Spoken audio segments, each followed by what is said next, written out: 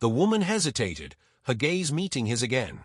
She saw the lines etched by time and illness, but also the unwavering conviction, the deep well of empathy that had made him a global icon. She saw not just the fighter, but the son reaching out across the years. After a long pause, she reached into her simple handbag and retrieved a plain white business card. "My name is Thandi Jenkins," she said, offering the card. "This is the number for the community center where I volunteer. I am retired now. Call the office tomorrow if you still wish to pursue this." Ali took the card, his fingers brushing hers. He noted the slight tremor in her hand, a mirror of his own. "Thank you, Sister Thandi. Thank you. I appreciate this more than you know. I will call." She gave a single, curt nod, a gesture that seemed to hold back a tide of unspoken words, then turned and walked quickly toward the exit. Ali watched her go, the silver star flashing briefly against a blue dress before she was swallowed by the crowd. He looked down at the card, Thandi Jenkins. Retired head nurse. Community health advocates. Below, a phone number and a generic email address. A waiter glided past with a tray of sparkling water. Ali shook his head, his mind racing. He pieced together fragments, the necklace disappearing around the time Odessa had become deeply involved, through her church, in supporting anti-apartheid causes. He remembered hushed phone calls, letters with foreign stamps, a certain heaviness that had settled upon her spirit during that period. He'd been winding down his career then, grappling with the first whispers of his own health battles, perhaps too self-absorbed to probe deeper into her quiet anxieties. "Some bridges are best not crossed again, son," she might have said, her way of shielding him, and perhaps herself. He pulled out his phone, his slightly unsteady fingers managing to capture a clear photo of the business card before tucking it carefully into his wallet. Tomorrow he would call Thandi Jenkins. Tomorrow he would begin to follow this unexpected thread connecting his mother's lost treasure to a stranger's hidden past, a past rooted in the soil of South Africa. The following morning, a thick San Francisco fog rolled in off the bay, mirroring the opaque uncertainty clouding Ali's thoughts. He hadn't slept well. The image of Thandi Jenkins's face, the glint of the star, replaying in his mind. He sat in his hotel suite, the business card on the table before him. He asked Malik, his longtime friend and trusted advisor who accompanied him on many trips, to make the call. Discretion was paramount. Malik spoke calmly into the phone. "Community health advocates." "Yes, thank you. I'm calling on behalf of Mohammed Ali. Is attempting to reach Ms. Thandi Jenkins." "Ah, retired. I see. She volunteers on Tuesdays. Is there any possibility of contacting her sooner? It concerns a personal matter they discussed briefly last evening." "No personal number available. Understood. Could you please convey a message? Just that Mohammed Ali called regarding the necklace they spoke about, and it is quite important he speaks with her. Thank you for your time." Malik hung up. He turned to Ali. "She only goes in on Tuesdays, champ. Strict policy about personal numbers. They'll give her the message." Ali frowned, shaking his head slowly. "A message isn't enough, Malik. And Tuesday, that feels a lifetime away right now. Find her address. We need to go see her. Gently, respectfully. But we need to see her face to face." Within the hour, they pulled up to a modest but immaculately kept blue house nestled in a quiet Oakland neighborhood. Bright marigolds and roses lined the walkway, evidence of a careful hand. Ali paused at the gate, Malik remaining near the car. He felt a pang of doubt, appearing unannounced felt intrusive. Yet, a deeper intuition, the same instinct that had served him so well under the bright lights of the ring, urged him forward. He sensed Thandi might withdraw if given the chance to refuse a meeting. He walked up the path, his cane tapping softly on the concrete, and knocked gently on the door. After a few moments, the door opened. Thandi Jenkins stood there, wearing simple slacks and a patterned blouse. Her eyes widened, first in surprise, then with unmistakable apprehension as she saw him standing on her porch. "Mr. Ali," she breathed, her hand instinctively moving towards a collarbone, though the necklace wasn't visible today. How did you find my home?" "Sister Thandi," Ali began, his voice soft, apologetic. "Please forgive this intrusion. I know you said to call, but my spirit has been troubled since our conversation. I could not wait until Tuesday. May I please speak with you, just for a few brief minutes?" She didn't answer immediately, her gaze searching his face, weighing his sincerity against her obvious reluctance. She didn't invite him in, but neither did she close the door. "You came about the necklace," she stated, the words flat, resigned. Yes. May I come in? Thandi seemed to wrestle with herself for a long moment. Finally, with a sigh that carried the weight of years, she stepped back, holding the door open. 10 minutes, Mr. Ali. That is truly all I can offer today. The inside of her home was modest but filled with a sense of lived history. It was neat, clean, and welcoming despite the tension. Photographs adorned the walls and mantelpiece. Almost all featured the same young girl, her smile wide and luminous, a gap visible between her front teeth in the earlier pictures. Ali followed Thandi into a small, sunlit living room. Would you like some tea? Thandi asked, ingrained hospitality momentarily overriding her caution. No, thank you kindly, sister, Ali replied, carefully lowering himself onto the edge of a worn but comfortable armchair. I promise not to impose for long. He met her gaze directly. That necklace. It belonged to my mother, Odessa KLAY. Of this, I have no doubt. Thandi sat opposite him, her posture erect, her hands clasped tightly in her lap. Your mother, she gave it to me. The simple declaration landed with profound weight in the quiet room. She gave it to you. Ali repeated, trying to reconcile this with his memories of his mother's distress. When? Why would she do that? She never mentioned such a gift, or you. It is, as I said, a complicated story, Mr. Ali, Thandi replied, her voice strained, and deeply painful. Some chapters are best left closed. But you recognized her name last night, Ali persisted gently. You knew her. Thandi nodded slowly. Odessa and I, we corresponded. Through church channels, mostly.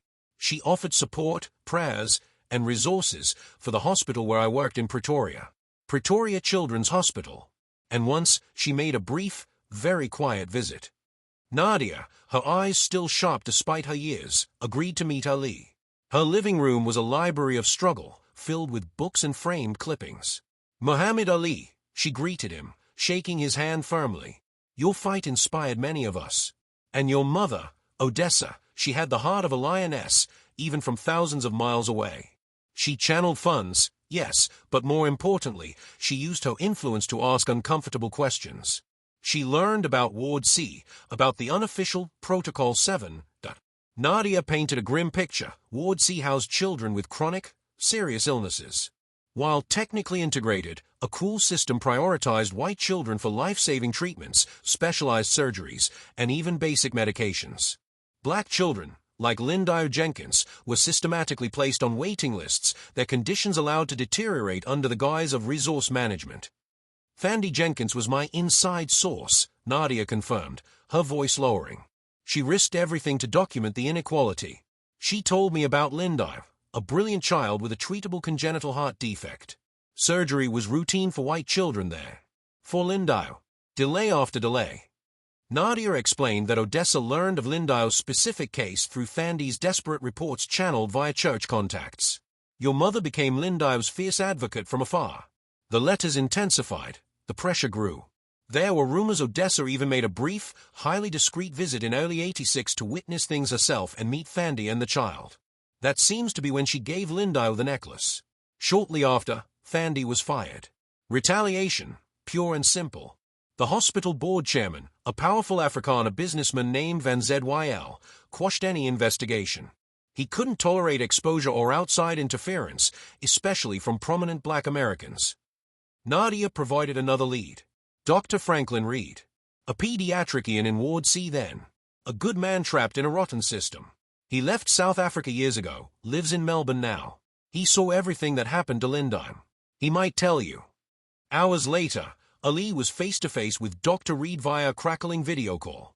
The doctor, elderly and burdened by memory, spoke with quiet anguish. Linda Jenkins, Dr. Reed sighed, his eyes distant. I remember her vividly. Bright as a new penny. Wanted to be an astronaut. Your mother, Mrs. KLAY, yes, she corresponded with her, sent books about the stars. Even visited once, very briefly, very quietly. She was appalled by Protocol 7, by the blatant injustice. She fought for Linda like she was her own. Offered to pay for the entire surgery, specialists, everything, through anonymous channels. Van Zyl refused point-blank. Said it would set a bad precedent. Dr. Reed hesitated, pain clouding his features. The final confrontation. I believe it happened during Mrs. Klay's visit. Van Zyl was doing rounds. He saw Lindy in her bed, clutching that silver star necklace Odessa had given her. He saw the connection, the affection between them. Van Zyl, he was furious. He saw it as defiance, as Mrs. Klay overstepping. 2 days later, the transfer order came down. Lindy Jenkins moved to a general hospital in Soweto. No pediatric cardiac care. No hope. It was a death sentence, Ali stated, the words thick in his throat. Dr. Reed nodded grimly. Effectively, yes. We heard she passed away 6 weeks later. Fandy was dismissed almost immediately after the transfer. Your mother. Odessa was heartbroken when the news reached her. She gathered documentation, planned to expose the hospital internationally, but Van Zyl controlled the local narrative, and the risks to Fandy and others still in SA were immense. In the end, she seemed to channel her grief into helping Fandy's family quietly, supporting anti-apartheid groups, rather than waging a public war she feared she couldn't win without terrible collateral damage. The video call ended, leaving Ali in heavy silence. The pieces formed a devastating picture: systemic racism, petty tyranny, and a little girl's life sacrificed. His mother, fighting from afar, had given a symbol of hope, only to see it twisted into a pretext for cruelty by a man threatened by her compassion.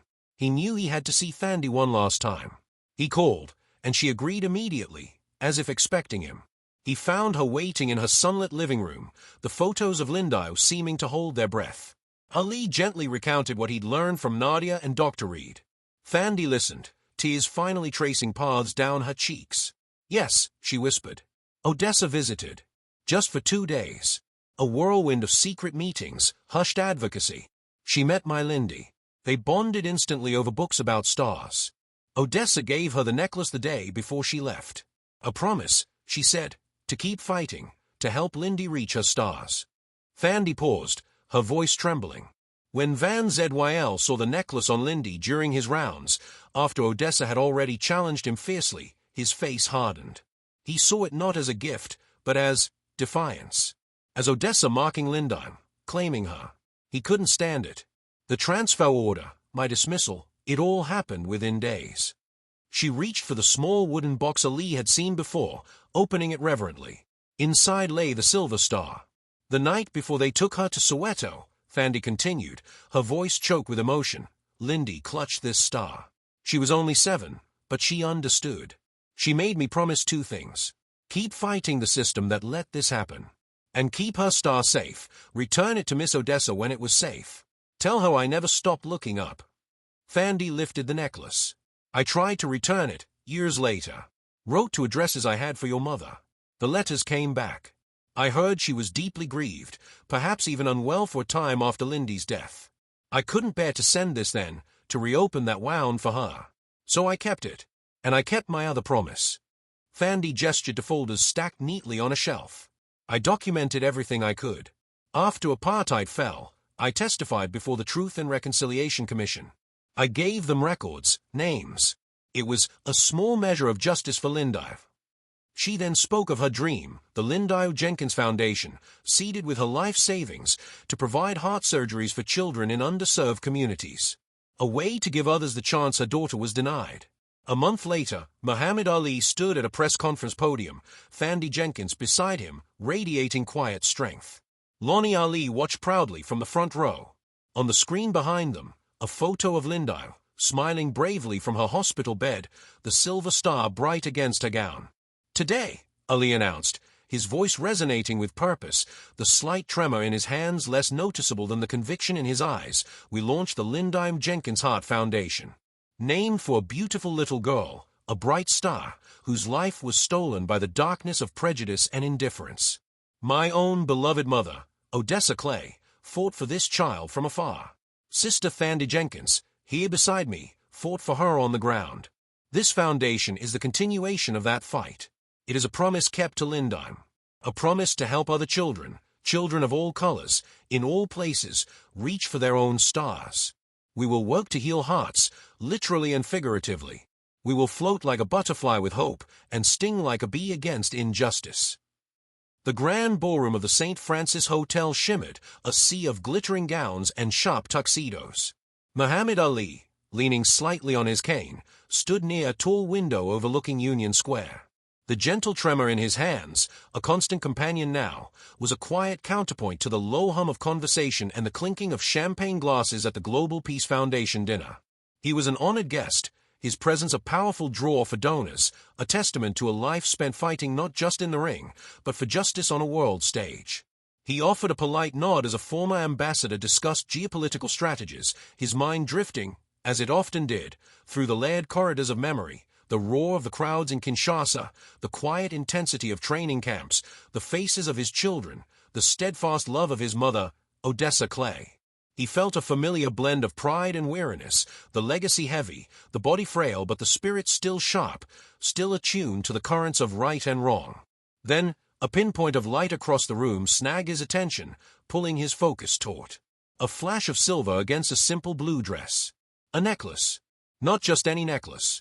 His breath caught in his throat. His heart, the great champion's heart, gave a jolt that traveled down his arms. The pendant. A star, crafted from silver, its 5 points deliberately, uniquely uneven. Tiny chips of deep blue stone, lapis, he remembered Odessa saying, was set at each tip. He knew it instantly, viscerally. It was his mother's. Odessa Grady KLAY's necklace. A gift from his father, Cassius Sr., commissioned from a jeweler on 4th Street back in Louisville. Odessa had worn it often, almost constantly, during a period in the early 1980s when her heart seemed particularly heavy with the world's troubles, especially the news filtering out of South Africa. And then, one day, it was gone. Vanished without explanation, leaving a small, unanswered question mark in the family history. "Excuse me," Ali murmured, his voice softer than the booming pronouncements of his youth, yet still carrying an undeniable presence. He touched the ambassador's arm lightly. "Forgive me, there is someone I must speak with." He moved through the opulent crowd, his steps measured but purposeful. Parkinson's might slow his body, but it hadn't dimmed the focus in his eyes. His gaze was locked on the silver star. The woman wearing it appeared to be in her 60s, maybe early 70s. Her dark skin held the richness of her African heritage. Her hair, streaked with silver, was pulled back in a neat bun. There was a quiet dignity about her, a resilience in her posture that felt instantly familiar to Ali, reminding him of the countless strong women he'd met in his travels, women who bore the weight of history with grace. It couldn't be a replica. He remembered the day Cassius Sr. gave it to Odessa, the way her eyes lit up. He remembered her fingers tracing the uneven points when she was listening intently or praying silently. He recalled the deep blue catching the lamplight as she sat reading letters from church groups involved in overseas missions, her brow furrowed with concern. And he remembered her quiet frustration when it disappeared. "Just misplaced, I suppose," she'd said, avoiding his gaze, but he'd sensed a deeper story she chose not to share, a pain she carried alone. As he drew nearer, the woman turned slightly, engaged in conversation with a younger man. Ali slowed, a moment of uncertainty washing over him. How do you approach a complete stranger at a formal event and inquire about an object so deeply personal, so tied to the ghosts of the past, lost across decades and continents? He drew a slow, steadying breath, the old discipline kicking in. He squared his shoulders, not in aggression, but in quiet resolve. "Excuse me, sister," he said, his voice gentle but clear. "Forgive my interruption." The woman turned fully, her eyes, warm but carrying an undercurrent of something older, sadder, widened slightly as she recognized him. The man beside her stepped back instinctively, a look of awe on his face. Ali offered a small, respectful nod. "That necklace," he began, gesturing almost imperceptibly towards the star at her throat. "It is strikingly familiar. May I be so bold as to ask where you came upon such a unique piece?" Her hand flew to the pendant, fingers brushing the silver star in a gesture so achingly reminiscent of his mother that Ali felt a sharp pang of grief and memory. "This," she replied, her voice soft, carrying the distinct, melodic cadence of a South African accent. "It is a family treasure. It has been with me for many, many years." "I understand," Ali said, keeping his tone respectful, earnest. "And I truly do not wish to intrude upon your evening. It is simply, my mother, Odessa KLAY, she had one crafted exactly like it. Identical. The 5 uneven points, the small blue stones at the tips. My father had it custom-made in Louisville. There wouldn't be another like it." The woman's composure wavered. Surprise flickered across her face, quickly followed by something deeper, apprehension, perhaps even a flash of fear. Her fingers tightened protectively around the star. "There must be some mistake, Mr. Ali," she insisted, her voice losing some of its steadiness. "This necklace, it has always been precious to my family. It is one of a kind." Ali held her gaze, his own eyes steady, searching. "That is precisely why I am so very curious, sister. The design is unmistakable. Louisville, Kentucky. That's where it was born." The woman went utterly still. She studied his face, the lines around her eyes deepening as if accessing a long-locked chamber of memory. You speak of Louisville," she said slowly. "Your mother, Odessa KLAY." Ali nodded, a slow confirmation. "Yes. You knew of her." The woman's hand dropped from the necklace as if it had suddenly burned her. Her voice was barely a whisper. "A long time ago. In another life." She glanced around the glittering ballroom, but her eyes seemed to see something far beyond the crystal chandeliers and designer gowns. She looked profoundly uncomfortable, adrift. I should be departing," she murmured, starting to turn away. "It was truly an honor to meet you, Mr. Ali." "Please," Ali said quickly, his voice regaining a touch of its old command, softened by sincerity. "Wait. Just one moment more. Could we perhaps speak further? At another time. That necklace, it meant the world to my mother. Understanding its journey, it would settle something deep within my soul." "Pretoria Children's Hospital," Ali echoed, the name now resonating with the fragments Malik had uncovered. "Yes." Fandy's gaze drifted towards the mantelpiece, settling on a framed photograph Ali hadn't noticed clearly before. It showed the same young girl, Linda, looking heartbreakingly thin and frail, lying in a hospital bed. Around her small neck, stark against the white sheets, hung the silver star necklace. Odessa, she was particularly moved by the plight of the children there. "Especially, my daughter, Linda." Ali stared at the photograph, the connection suddenly, devastatingly clear. His mother's necklace. Around the neck of this sick child, Fandy's daughter. "Your daughter," he whispered, "was wearing my mother's necklace." Fandy's voice grew softer, thick with unshed tears. "Yes. Odessa gave it to her. During that visit. It was a time of immense darkness. And after Linda was taken from us, I kept the star." Her hand unconsciously touched her own collarbone again. "It brought my Lindy such comfort in her final days. A connection to a kind soul far away. And now, it brings me comfort. It is all I have left of that bond." A heavy silence descended. Ali felt a profound wave of sadness mixed with a growing unease. A compassionate gift from his mother to a dying child, that much seemed KLAY. But it didn't explain Fandy's fear, her reluctance, Odessa's own veiled sorrow about the missing necklace. "Sister Fandy," Ali said finally, his voice filled with genuine empathy, "I am deeply, truly sorry for the loss of your precious daughter." Fandy stood abruptly, seemingly unable to bear the weight of the moment. "It was a long time ago. 1986, I believe. I believe that is all I can share with you today, Mr. Ali." Ali rose slowly, mirroring her movement. "Please, Sister Fandy. There has to be more. My mother searched for that necklace. She was genuinely upset when it was gone. Why would she hide the fact that she gave it away?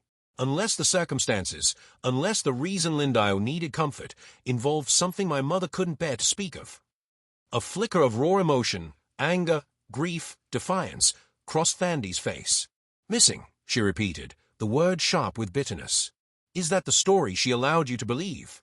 Perhaps that was easier than speaking the truth of why it was given, and what darkness surrounded my child." "What truth?" Ali pressed, stepping closer. "What darkness? What aren't you telling me?" Fandy moved resolutely towards the front door. "Your 10 minutes have passed, Mr. Ali. There are things, terrible injustices tied to that time, to that hospital. Reasons why a child like my Linda did not receive the care she needed. Things your mother witnessed, things she fought against from afar, things that ultimately broke her heart. But I cannot speak of them now. I am not sure you are prepared for such truths.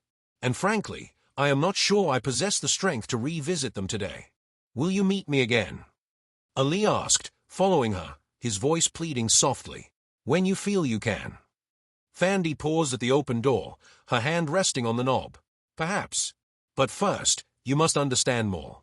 Learn about your mother's connection to the anti-apartheid movement, her support for Pretoria Children's Hospital, specifically Ward C, in 1986.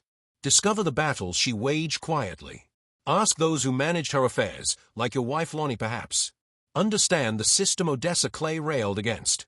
Then, if you still seek the full truth, perhaps we can speak again. What happened in Ward C? What system?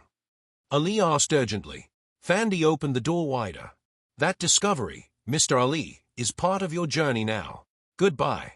The door closed softly but firmly, leaving Ali standing alone on the porch, the scent of roses mingling with the heavy weight of unspoken tragedy. 1986, Ward C, Pretoria Children's Hospital. Injustice. His mother's hidden battle, her connection to Thandi, and the tragic fate of a little girl named Lindyne, all tied together by a silver star. He walked back to the car where Malik waited patiently. Malik, Ali said, his voice low but resolute as he settled into the seat. Our work is just beginning. Ward C, Pretoria Children's Hospital, 1986. Find everything. Find anyone who remembers. My mother, Thandi Jenkins, and the little girl, Lindyne. The investigation intensified. Lonnie Ali, delving deep into Odessa's meticulously kept records, found more than just donation receipts. She uncovered copies of impassioned letters Odessa had written to church leaders and international human rights organizations, expressing grave concerns about discriminatory practices at Pretoria Children's Hospital, specifically mentioning the inadequate resources and alleged neglect in Ward C. There were references to a courageous nurse providing information and desperate pleas for intervention for a specific young patient with a heart condition identified only as L. There was no explicit mention of the necklace or personal visit, but the timeline lined up with its disappearance and Odessa's heightened state of agitation. Malik, leveraging connections built over decades of Ali's humanitarian work, dug deeper. He unearthed obscure reports from anti-apartheid groups detailing systemic neglect in non-white wards of South African hospitals during the mid-80s. He confirmed Thandi Jenkins had been the head nurse of Ward C, the pediatric long-term care unit, and that she had been abruptly dismissed in mid-1986 for insubordination. He then found a crucial link. Nadia Mbeki, a retired South African journalist renowned for her fearless reporting on apartheid-era injustices, now living, improbably, just across the bay.